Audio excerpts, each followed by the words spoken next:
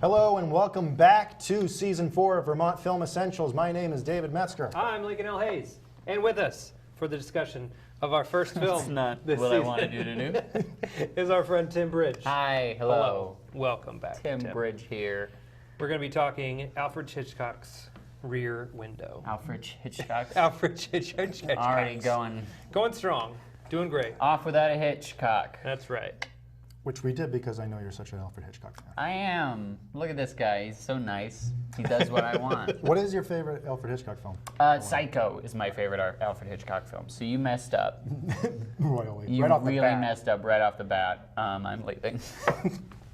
This was so easy to get rid of Tim. Why invite me if you just don't want me here?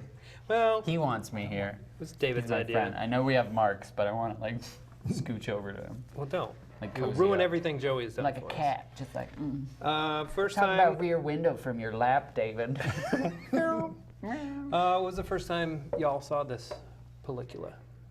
Which is Spanish for movie. I was very confused by your question. I saw it in high school. I think this was the second Hitchcock film I ever saw. I saw The Birds when I was quite young. Mistake. You are do it. still afraid of birds. Well, birds are terrifying beasts. They have wings. They can fly like a. They're They're modern-day in the dinosaurs. sky. They poop on us constantly. It's true. Uh, Sky poopers. That's But what I they saw should be Rear called. Window, and I wasn't, like, I was still in that phase that you get in where you're just like, old movies are stupid. You Old mean movies are my dumb. 20s? Yeah. Old movies are dumb. Why would I watch anything that was made before 1992 when I was born? And I watched this, and I loved it because it's timeless. It's a very good movie. Yeah. And it's presents. I think it's probably Hitchcock's most approachable film with regard to. It's not like crazy about creepy murder. Mm-hmm. I mean, it is in a way, but it's like it's not as violent as something like Psycho. It's not as terrifying as something like The Birds. It's not as sort of kind of a slow burn mystery as some of his earlier films, but this is like right down the middle. Like boom, this is Hitchcock right there. So I remember liking it very much in high school, and then I got to study it a bit in college, and so that's when I really, really fell in love with the movie because it's great. It's Hitchcock, man. It's Hitchcock. Nobody's arguing with you on Hitchcock. It's Hitchcock, man. Stop it. When did you first see it? No, I agree with everything you say. It's so I told this story before, but so for the sake of Tim being here, when I was a kid, I loved Jurassic Park, and then I got a book on Steven Spielberg. There was a picture of Spielberg in the shark's mouth of Jaws, and then right next to it there was the shot of Alfred Hitchcock with birds. Didn't know who that was. Asked my mom. She says it's Alfred Hitchcock. He's a great director. He's done all these films. So with my allowance money, I went out and I bought 5 films, and it was The Birds, Rear Window, Vertigo, Psycho, and North by Northwest. Wow, you really got the. I was like, oh, the I'm gamut. I'm in.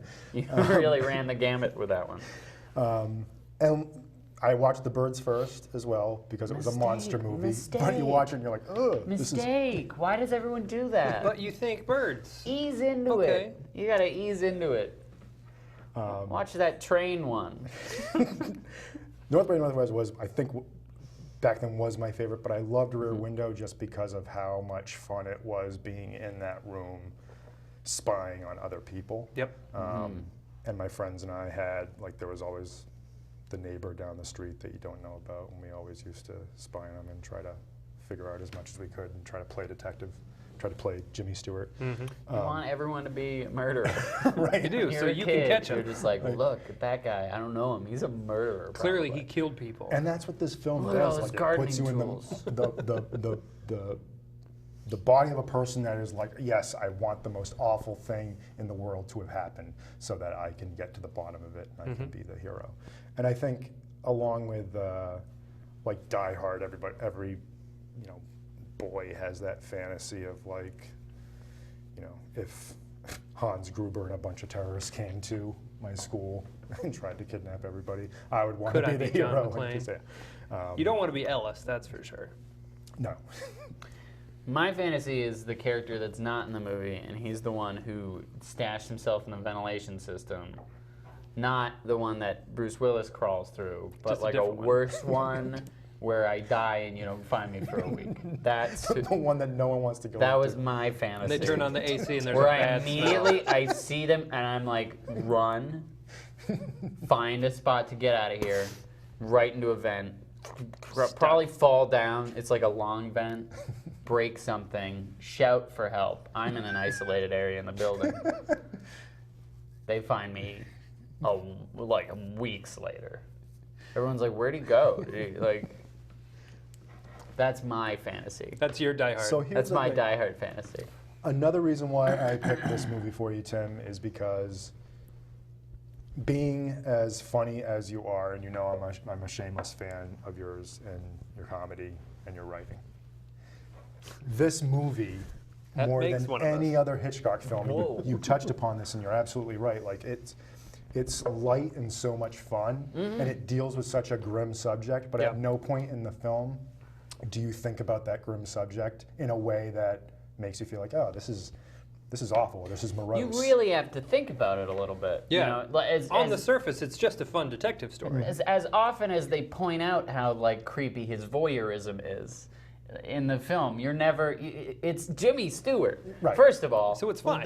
The casting of Jimmy Stewart was on purpose. Yes. Because he's just this ideal sort of representation, this American man, just like I'm just a guy, and he's just like a normal, average, good guy. Yeah. But he's thrust into this like real creepy, you know, I'm stuck here until I look at people. It's real weird. But we're on his side because it's Jimmy Stewart. Yeah. And because they And if you had a broken leg and you were stuck in your room, you would probably do the same. Yeah, I think it's playing into a fantasy that we all have, but it's also once you start thinking about the moral repercussions of it, like he judges people. It's just all about. 'Cause Oh, yeah. That's what the film is about. It's about presenting his point of view and no one else's, only his. Right. And it's his assumptions that are guiding the good or bad decisions that are made throughout this film. Yeah. This was actually my first viewing of the film, which is insane. Oh boy. I think that I've seen clips and things How in do you classes do and this? stuff. How do you do This this? is why he loves Look how it. happy he is that he watched it for the But first how do time. you do this? Oh boy. Come on, go ahead. Keep going. Keep going. Should I? Okay, then stop. I love We're it. done. Obviously. And it's that fantasy that anyone would have where, oh, I don't know my neighbor's name, so I'm going to assign something to them. Like, she's Miss Torso because she's always dancing around in just a brassiere. She's Miss Lonely Heart Lonely because Heart. you can tell that she's sad and it's very, very tragic. Not the most creative guy. No. He's a photographer. Belly. Piano. Lonely Heart. Newlyweds. Yeah. Dog. That's the Ex-dog. saddest part of the movie is when the Oh. dog dies. Absolutely. Because you see it. And you're just like, I don't know. Don't show me the dog. But well-trained dog getting in and out of a basket like that, and smart, having lived on the 3rd floor of a New York apartment. If I had a dog, I don't think that I could train it to go in and out of a basket. Honestly, I think that's what we need to take away from the film is the people who trained the dog did a fantastic job. They really did. They really, at no point in the film was I thinking, you know, that's not a dog. You know, I was immersed in that dog, Gross. in the existence of that dog. What? No, don't make it weird. How do you do this? I'm fitting this Vermont Film Essentials logo right in the film. Nailed it. Perfect. Centered. Centered, right in the. David the appreciates whole- you. Yeah. Great screenplay.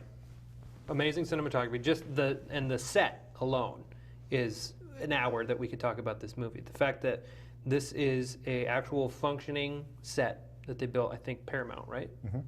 And they actually had to remove the floor to accommodate the courtyard part of it. So Jimmy Stewart's apartment is actually street level, but it's the 2nd story of these buildings.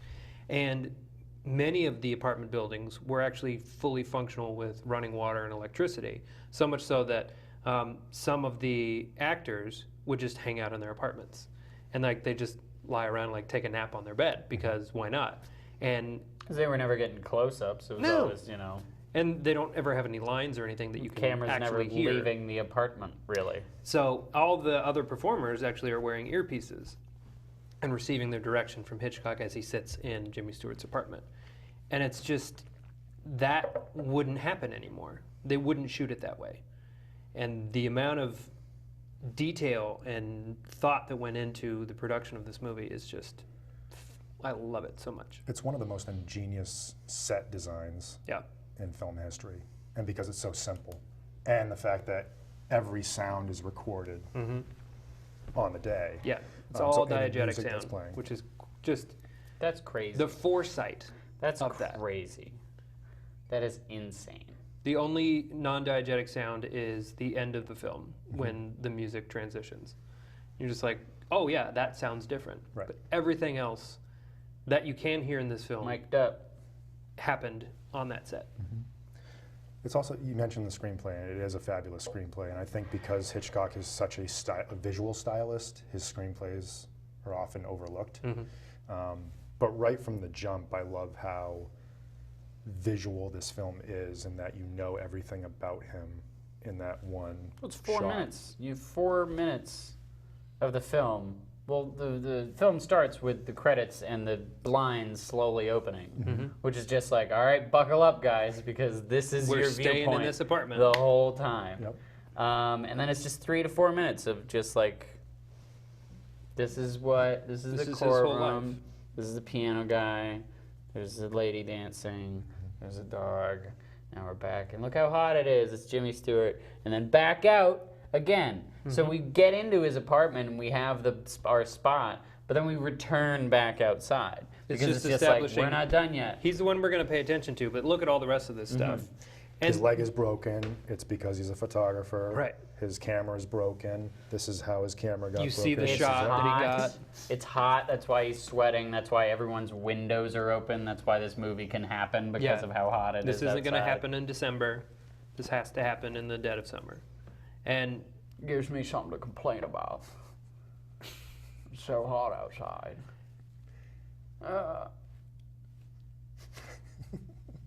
Go on. I'm just gonna be doing this. You rattled this stuff. me. I'm just gonna be doing this kind of thing. Grace just get Kelly ready. plays his girlfriend and the love interest in the film. And Which isn't fair. no, for anybody. I think her it's or him. purposeful. Oh, I just spit. Gross. I think it was purposeful.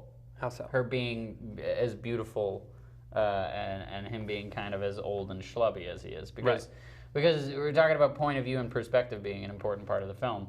And he says lines where he says, oh, she's too perfect for me.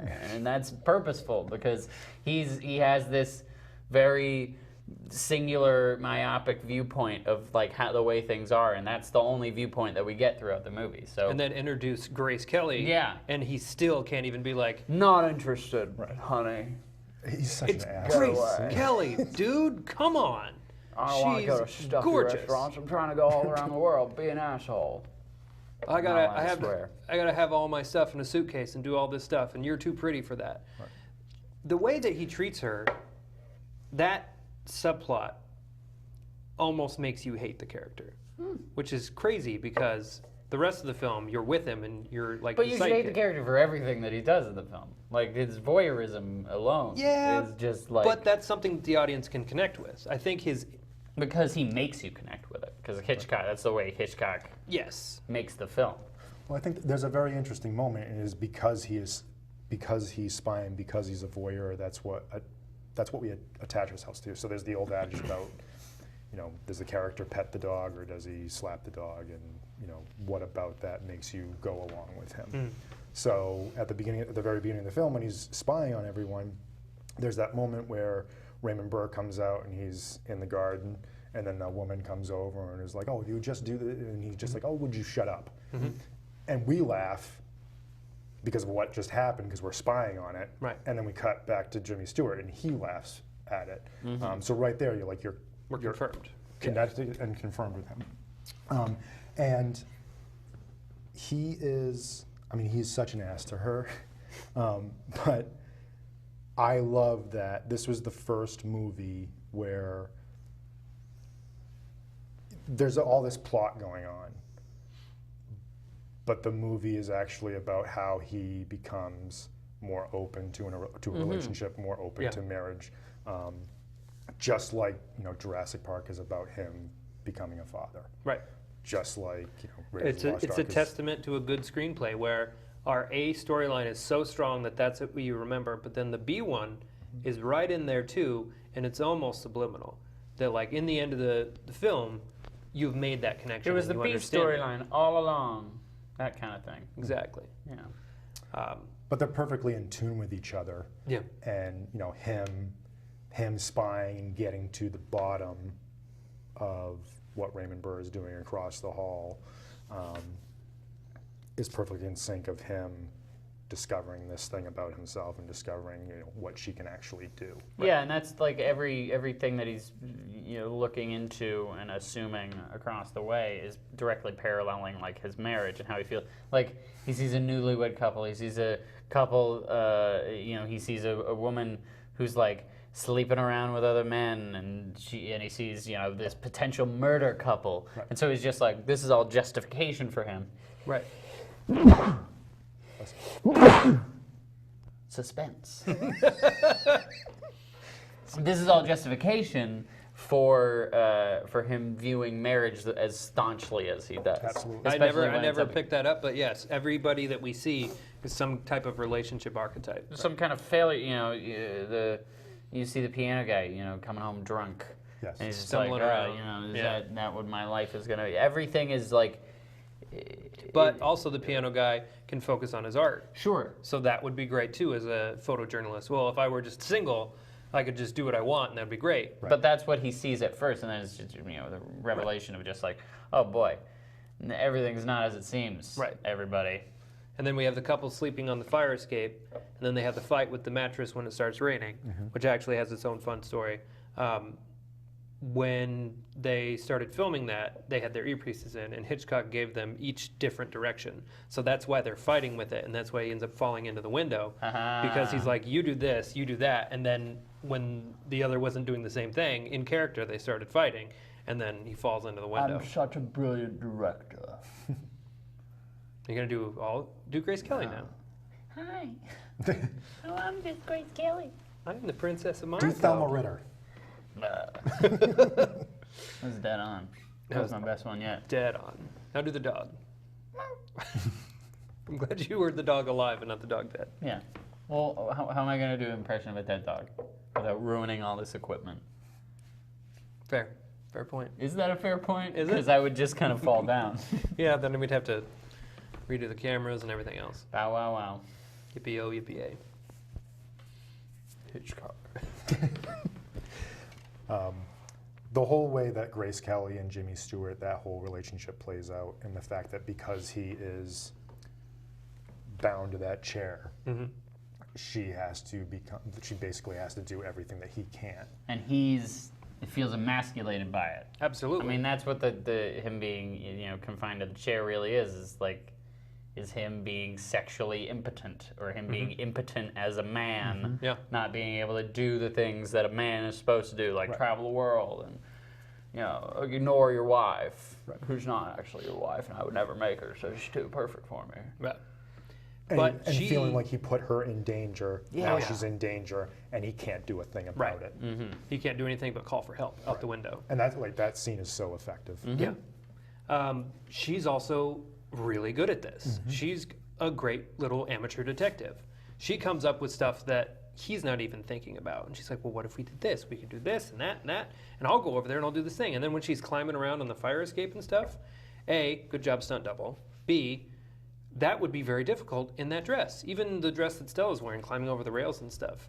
That goes towards the emasculating of him as he's sitting there unable to do anything about it, because yeah, he's a photojournalist. He's used to like jumping over fences and getting in there for the good shot and all that stuff. And now he's just sitting up in a window watching these ladies do all the hard work for him. The two most important things in this film, that dog going up that thing and that lady in the dress. These are our takeaways. What can we say? The lady in the dress, the dog with the thing, they're all pieces of the puzzle. Alfred Hitchcock, what a director.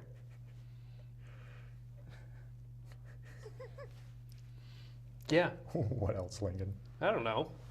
I can't keep a train of thought in this thing. No.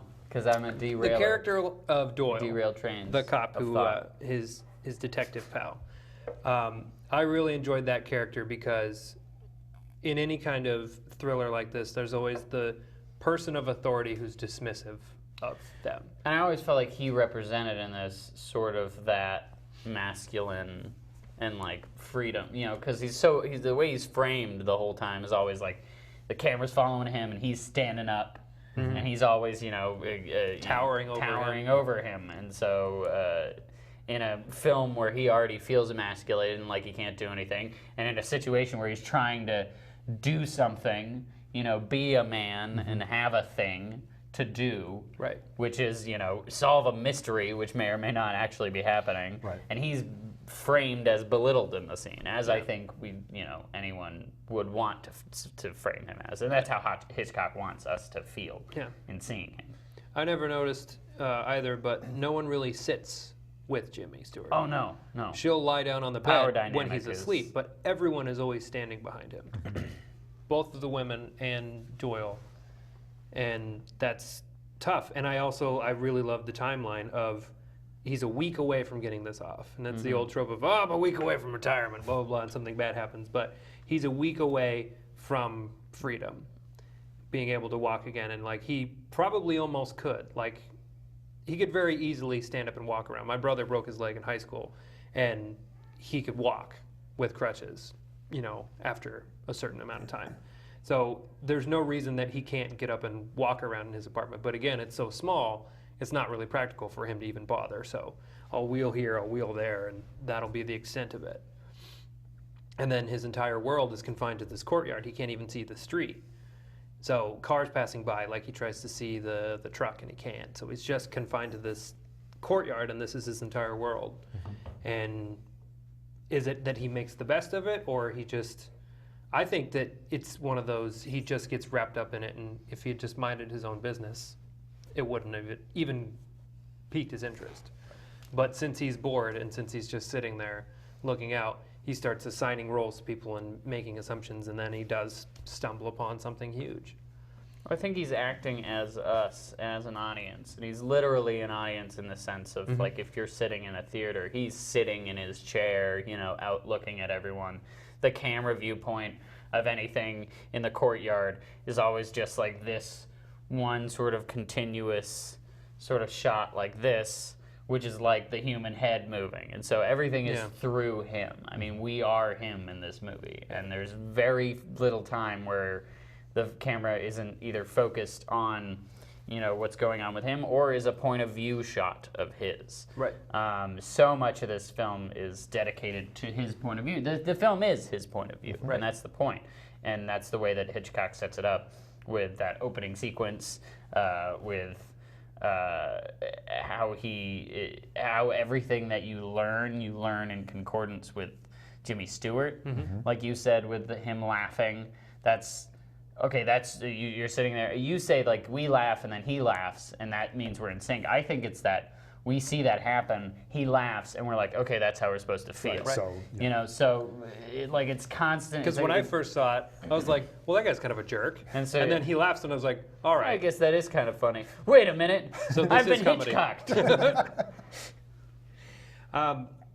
Something about the cinematography that I was really impressed by was their ability to maintain focus as we're moving our point of view around. It'll be close in on the ground floor, and then it'll move up, and then it'll move up, and it'll come over to the newlyweds, and it'll be to him, and you can't even see the focus changing. Yep. But we've gone from, 20, 30 feet to 4, just in this movement. And that's No, it's just a guy running seamless. real fast. Yeah. And 4. So it's 4 feet away, and he's just running really, really fast. I don't think you understand how arms. cinematography works. And his long arms, and he throws it up, and they catch it, and it's real smooth. Lots of practice goes into this. Yeah, very choreographed. He's one director that Cinema de Soleil. you'd never say that Hitchcock is anything but being cinematic. Meticulously cinematic. But always being very cinematic with his films. Yet this is the one film where it strips down cinema to its essentials and you're confined Would to you one say space. film's essentials? Ha. I leave. But This is where I leave. See ya. But everything, it just happens in that one space, and you'd think like that a film shot in one room Would be for the boring. duration would be boring, Yeah. and would be the least cinematic thing ever Yeah. imagined. You'd be like, oh, well, that's just a play. I don't want to watch a play in a movie. I want to watch a movie. Right. But he's like, nope, this is a movie because it is. I show you something, I show you somebody reacting to it, and that is basic. Like that. I mean, is that's cinema his. to explain. That's cool. That's Kulish. What is it? Kuleshov? The Kuleshov effect. Yes. The showing a face and showing something else, and you project because of what was shown opposite the face. You project the emotion onto the face, or just the image juxtaposition. You know, Right, you show something defining. horrific and then you show someone smiling. It's different if Day you show like someone that. getting married and you show someone smiling. It's Yeah. the same shot, but it's just like the film is the one projecting the meaning onto it. Exactly. And so that's what he does, and so that's what he's doing with his character. It's just like this is Kuleshov effect, the movie. The you are this character. You believe what he believes. You believe that, look at this floozy, all these men coming over her place. And it's just like, no, she's just, at the end of the film, you see that she has like a short, kind of schlubby boyfriend Who's a soldier. who's a soldier. Yeah. And so his assumptions are proven to be wrong often in this movie, which Right. is very important. Because we're like gung-ho on board with like, he's witnessing a murder, when it's just like, we could not at all. Yeah. And he's just kind And that of turns a out to be voyeuristic one of the creep. only things that's true, which is kind of awesome too, Yeah. because he's making all of these assumptions about people. 90% of them are wrong, but the one that matters is true. Question for you, who did kill the dog? I did. Why would you do such a thing? I think it was Alfred Hitchcock, Why would he do such a thing? because he's a sick monster. Yes. He makes the Birds movie. Of course he'll kill a dog. Is it Raymond Burr's character? Yeah, it was the one guy that didn't come to the Oh, window that's to true. check. Yeah. I did miss a little bit with the flowers, all of that stuff. I was just like, wait, how did we make this assumption? It I is a guess because little- they were shorter, so they're like, Yeah. oh, they're dug down, Right. so they must have buried something. Right. But there wasn't anything there that was because of the dog.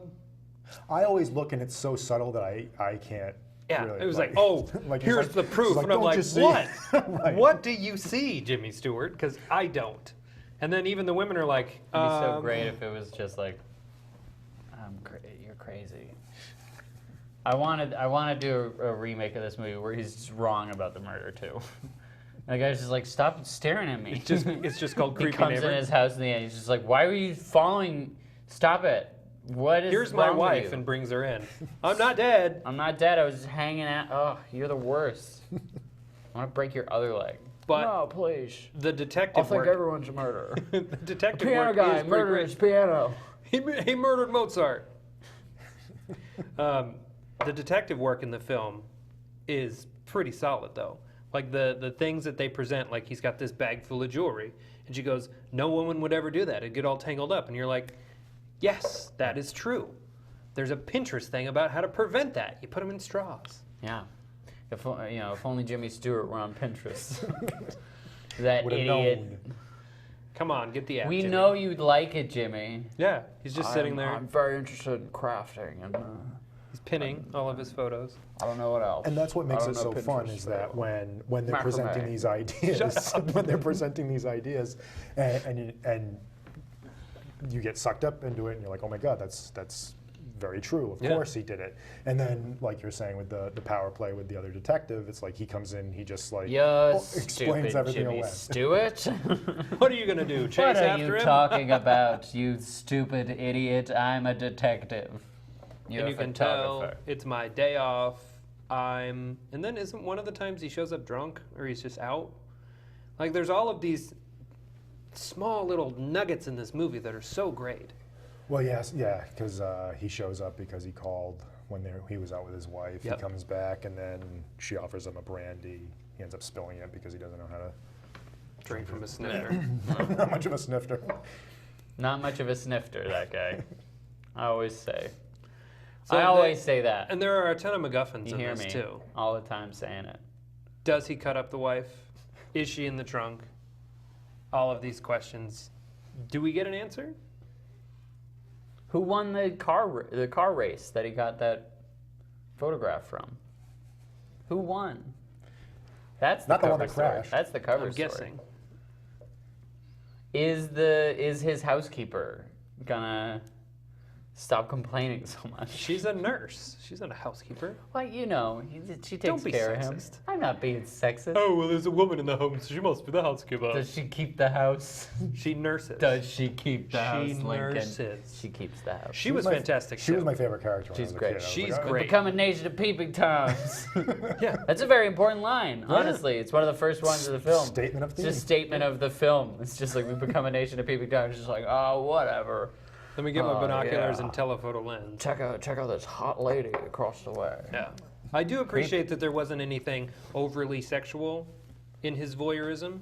Like, he wasn't watching the dancer the most. Although I would have appreciated some full nudity out of Jimmy Stewart. That's something we never got out of his career. It is very hot, and he's It's wearing really hot. He's wearing pajamas. these long pajamas. I don't believe it for a second. Dude is stripping down. Only cast only. I saw. There's a massage. I saw a movie based off of Rear Window that exploits the naked aspect of it. Don't want to know about it. What's that? It's also called Rear Entry. Oh, goddamn! Why'd I ask? Why? You knew where it was going. There's no need to set him up for You know who these. that's directed by? Alfred Hitchcock. I hate you. I hate you so much. Does this go on television? Yeah, and radio. Oof. And FCC is stricter than TV. So. FCC won't let me be or let me be me, so let me see. They try to shut me down on MTV, but it'd be so empty without me. That's Eminem. That is Eminem. Congratulations. Is there anything about the film that didn't really connect with you? There's some very dated CGI in it, but I mean, what are you gonna do? I don't care about that. There's some strange overcranking that he does Overcranking? with the footage, where he cranks up the frame rate. Well, the one I love is Grace Kelly's first appearance, and then the kiss, and it's slow motion into the kiss. I have no problems with this movie. I think it's perfect. I think it's, it's... I was gonna say, man, it gets a rare Tim Bridge 5-star review. Yeah, I'm up on, I'm a real piece of work. Yeah, that's known. I So don't give 5 stars out lightly. But Hitchcock. I mean, Hitchcock is amazing. The things that he does are incredible. His approach to this film is everything lines up. From his message of he's doing a thing about voyeurism, so he's doing it confined to one room. You look it out. It's the way he does the camera. It's the way he writes the story. It's the way that he presents everything in the film is about this one idea. And so it's all so focused and it's all so well done. And on top of all of that, it's a great story. Yeah. So it's not just like he's got something interesting to say about voyeurism and he does it in a very interesting way. He crafts it in one of the best mystery films of all time. And so I have nothing but glorious things to say about this film. And it is so much fun, and it's just so easily watchable. Like, I agree with what you say with that. It's like High five. it's the most accessible movie We that rammed he's into made. each other. It's cool. Because when I was a kid, like, I wasn't getting vertigo. No. Like that. Oh no, I still don't. No. I don't understand. Why is it so green? Why is it so green? But with Rear Window, That's like my problem. you can watch it over and over again, and it's still like the scene when she goes over there, she's in the apartment, and then they're focused on her and what she's finding, and then all of a sudden you see Thorwald come back, and you, as many times as you watch it, you know what's going to happen. get tensed up. You You're get just like, tensed up. Well, as patient of a filmmaker as Hitchcock is, we see it all the time in his films how long he'll take his damn time to get a mood right for a scene.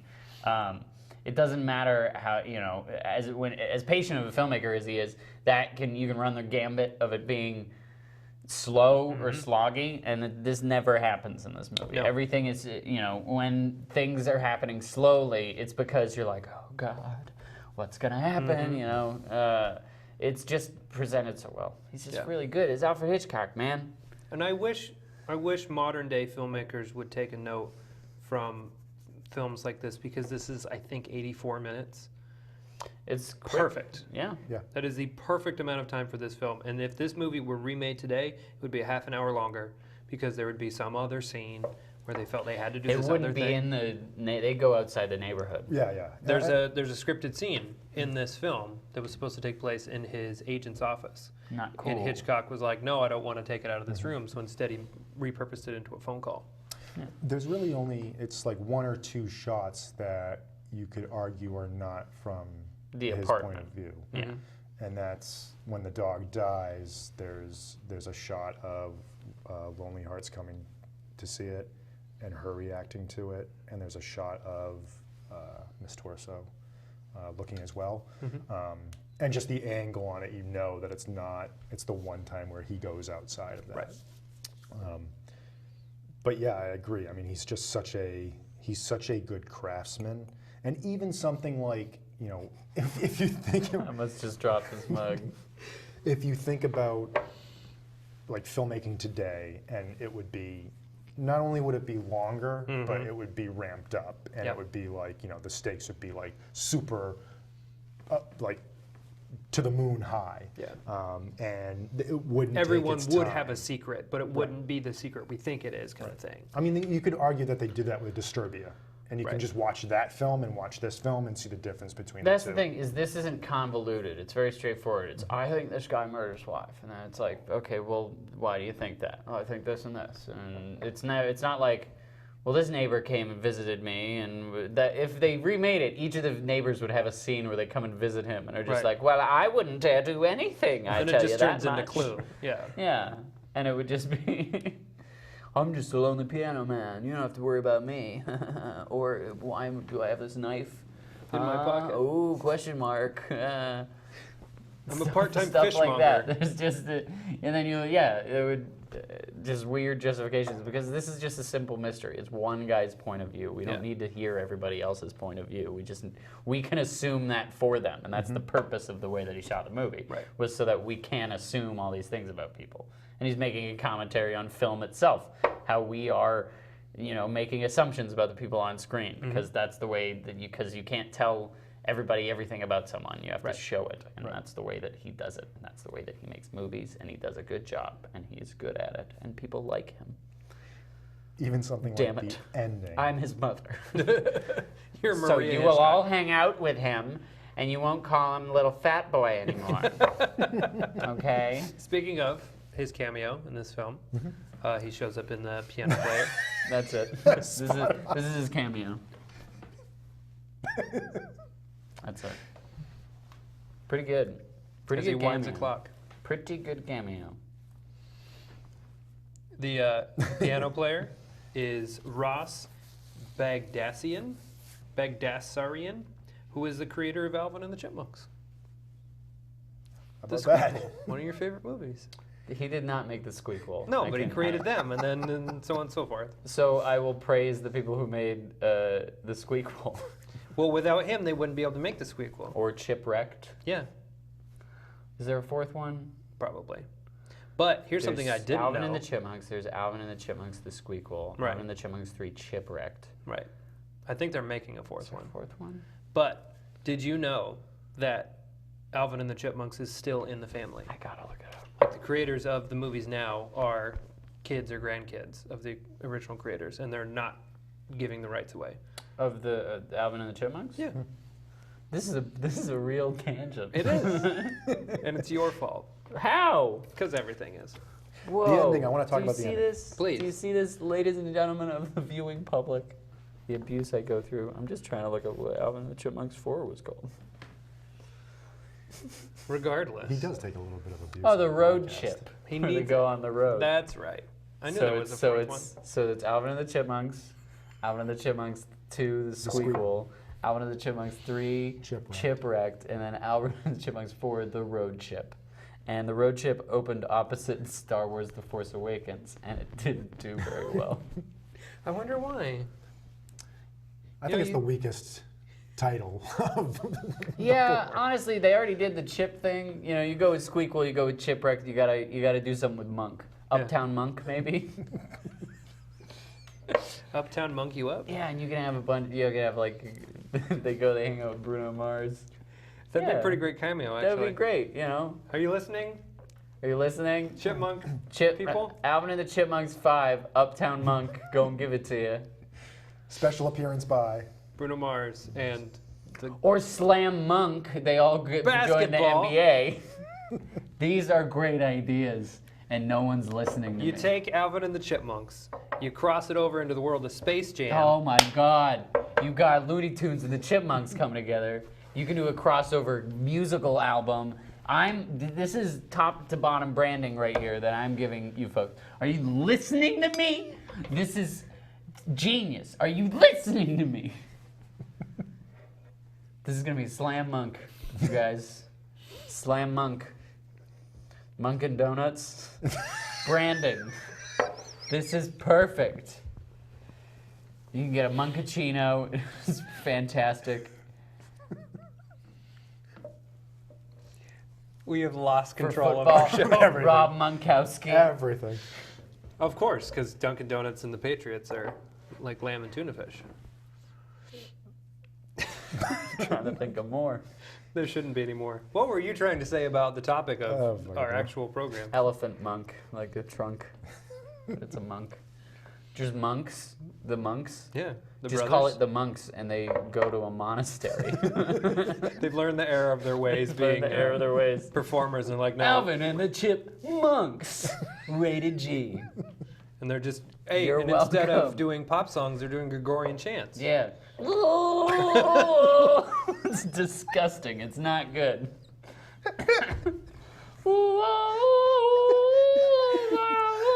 The fact that you were phlegmy when you did it. It's perfect. That's more Gregorian. Because the, you know, You gotta get, because you they're gotta get low, it's low. And the But low Chipmunks. for the Chipmunks would be like, it's great. Low for the This is Chipmunks would be a high amazing. tenor still. You could do some commentary on spiritualism From the point of view of pop stars. from the point of view. You can get cameos from Shakira, I bet. I bet course. she'd do it. Her hips don't lie. Who's most likely to be in my Alvin and the Chipmunks movie as a cameo? What early 2000s pop star? Michelle Branch. Got it.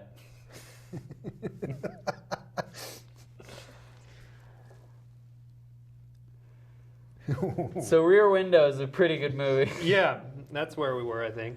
I don't remember what you were saying, I had but fun. it sounded but I really had interesting. Fun. Did you guys have fun? I had The fun with ending. that. The ending. The ending of the Question about the ending. How did he break his other leg? He landed on a guy. Doyle catches him. film. Yeah, and guys can't break guys' legs. So Doyle broke his leg? Yeah. Not an He's just like, accident. oh no. Not on purpose. He wasn't like, I got you. right. Right. Yeah. He just, yeah, he just landed on the concrete. Like it didn't break the fall completely. Mirrors. It mirrors, because he's a mirror of his former self in the beginning. A window reflection, if you will, of his former self. Where his one leg is broken, now it's the other one. He's flip-flopped his opinion on Well, now he's got marriage. two broken engaged. legs.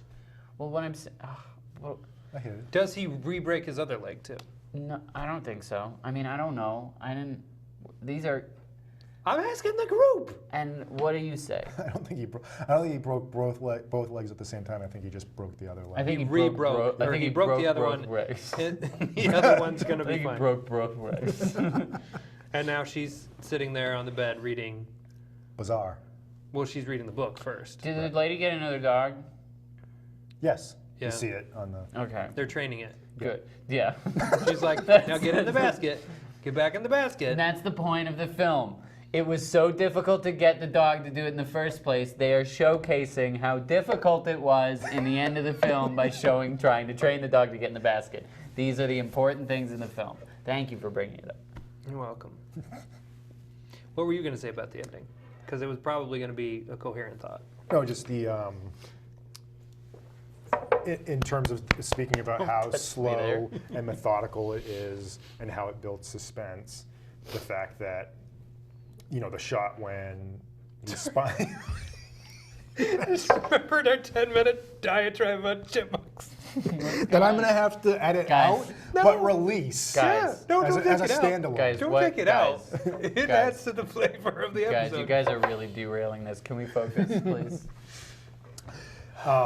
But the shot of when she's showing him that she grabbed the wedding ring, and then it pans up, and he looks right into the camera. He's like, boy, did I have a day. Like how scary it is, but also, you know, that he calls, thinks he's going to be talking to Doyle. There's silence on the other end.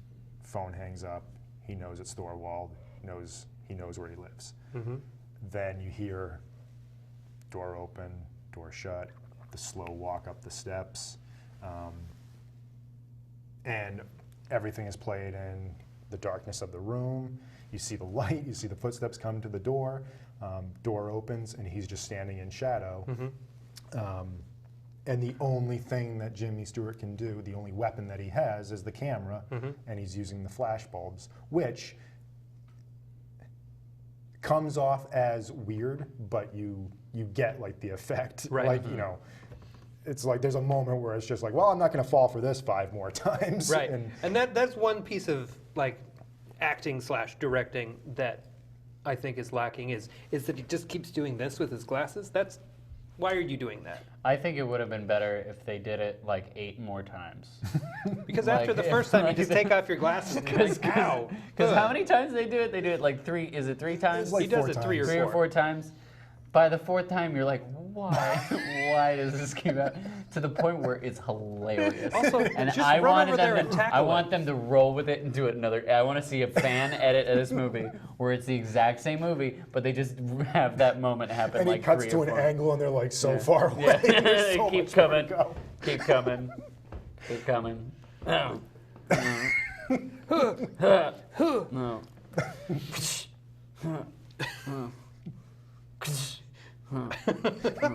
That would be the best GIF.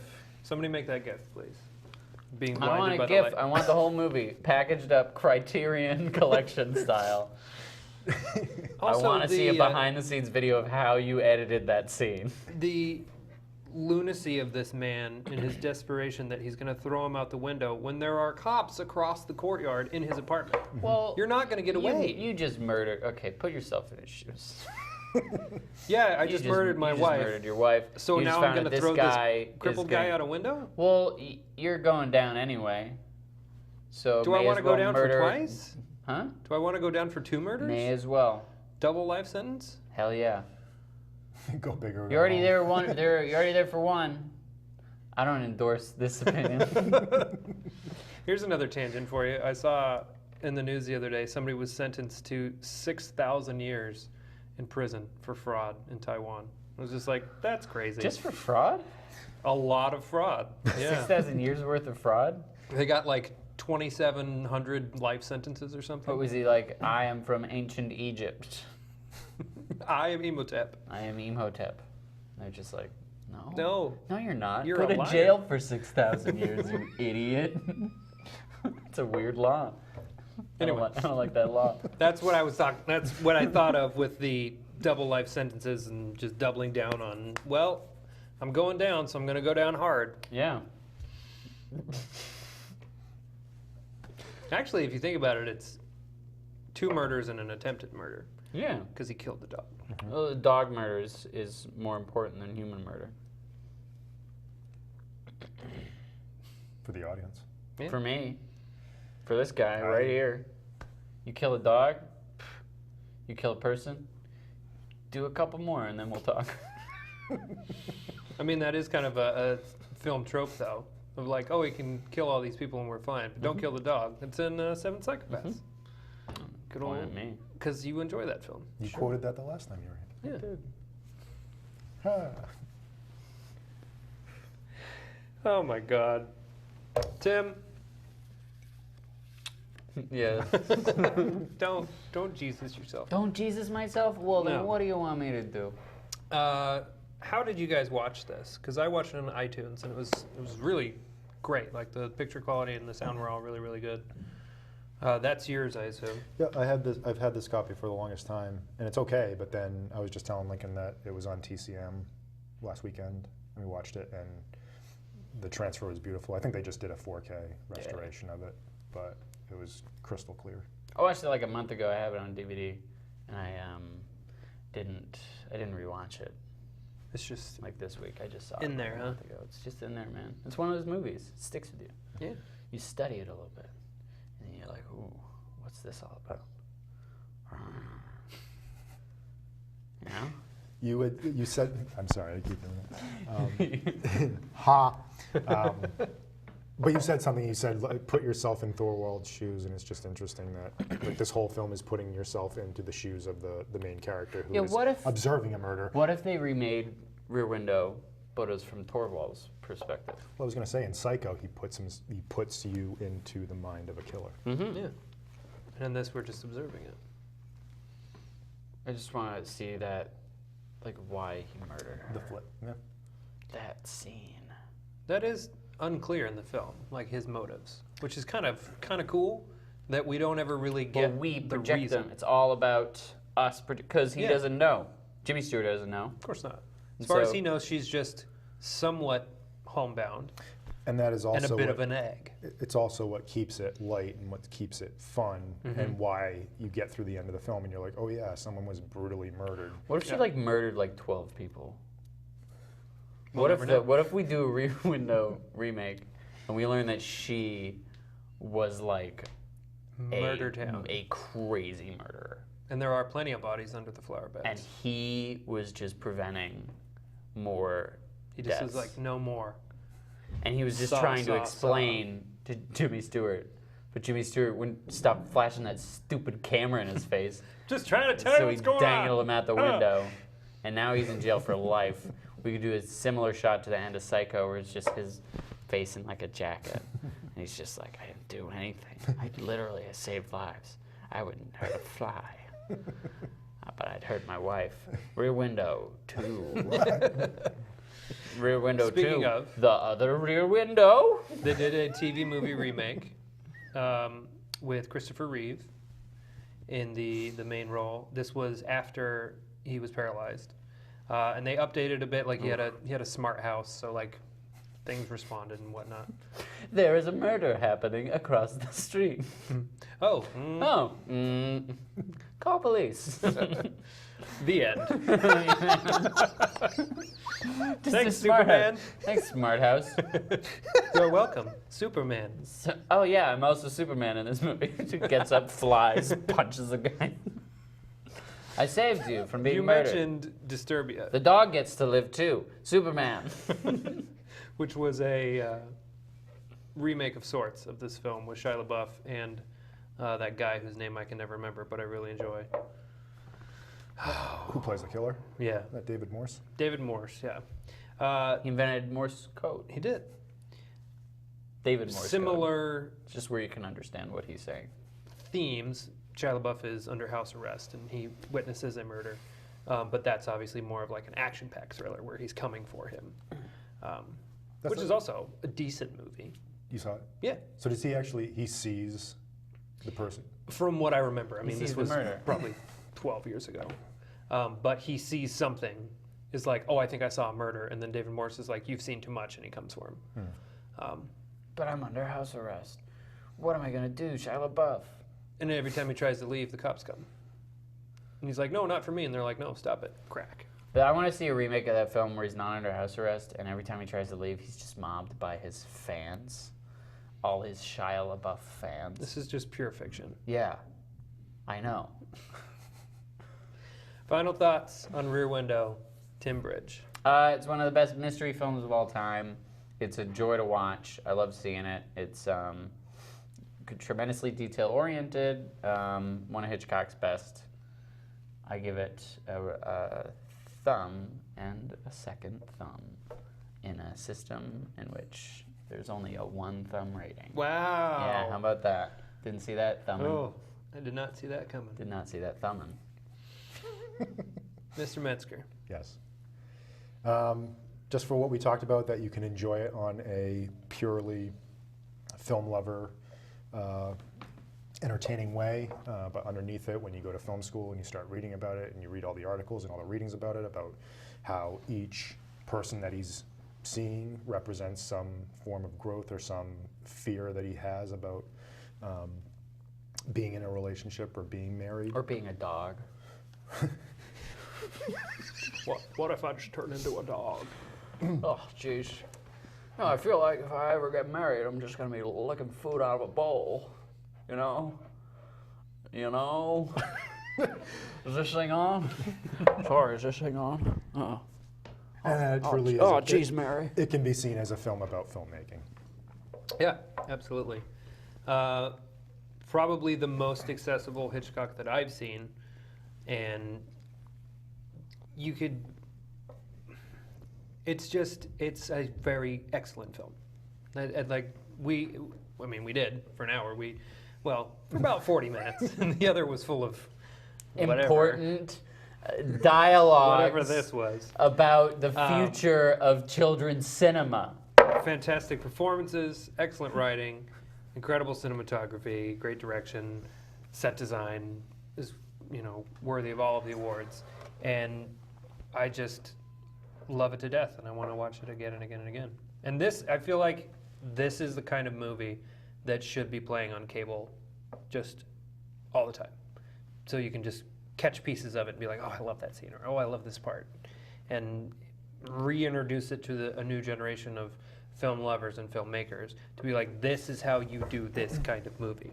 And this is how you do it almost perfectly. And I think it is one of those films that you can use as a bridge for someone who says that they don't like old movies. Mm-hmm. Why am I watching an old movie?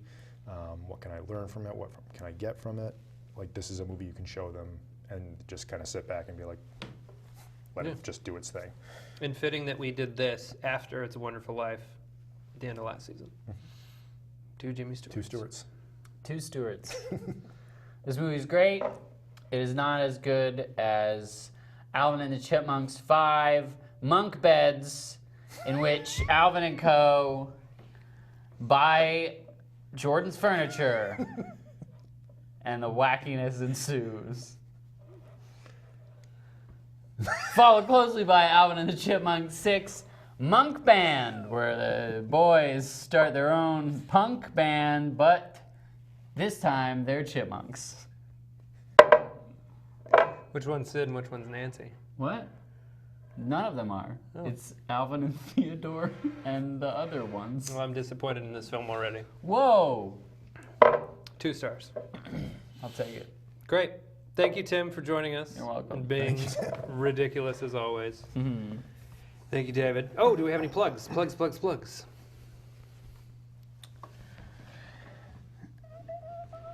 When's this coming out? Next week. Every second Tuesday of the month at the Light Club Lamp Shop, I host a stand-up showcase called Pulling No Chain. This month, we've got some great comics coming. The 9th of January. Which will be the day before this. The day before this comes out. So what's March? Or what's March February? 13th. February 13th. It's going to be a good one. Great. And then every Thursday at Vermont Comedy Club, 9 p.m., The Unmentionables improv comedy. Do that.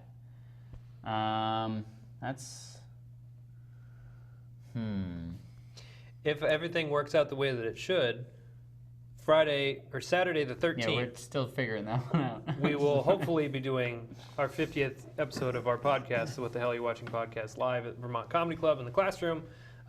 Keep an eye out on social media for confirmation of that. And also 2019 December, Alvin and the Chipmunks 7 Monk Driving comes out. It's a tragic end for Alvin and Co., in which they all die in a drunk driving accident because John. Is it John? Is he the name? That was Tom. Is it Tom? But I don't know. Because, no, John's Garfield. The guy who's That's always true, like, Alvin! Who knows? But it's very sad. And I do the voice of Alvin. David, anything from you? It's relevant to anything ever?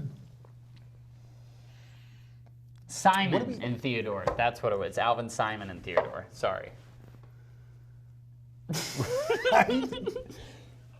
Anything coming up, Dave? Anything important? Next week we are doing Dog Day Afternoon with special guest Eric Wright. Yeah. That'll be a great time. We got a great season. You did a wonderful job again. We got a ton of great guests, a lot of repeats, a couple new ones, which is fun. I'm hoping like the people who watch the show are asking me like, what's the theme of this season? Because last season we did themes each month, but then we got to the end of it and we were like, oh my God, every movie we watch is relevant to what is happening now. So I'm hoping that kind of happens again, because with this I just wanted to pick, kind of similar to the first season, and just pick movies at random that I love and I want you to see. I'm excited. Great. Thanks, Tim. To have Alvin and the Chipmunks 5 Monk Yard on that, in which Alvin and company Thank you, everyone, for buy watching. a dump Thank you, and they everyone. hang out.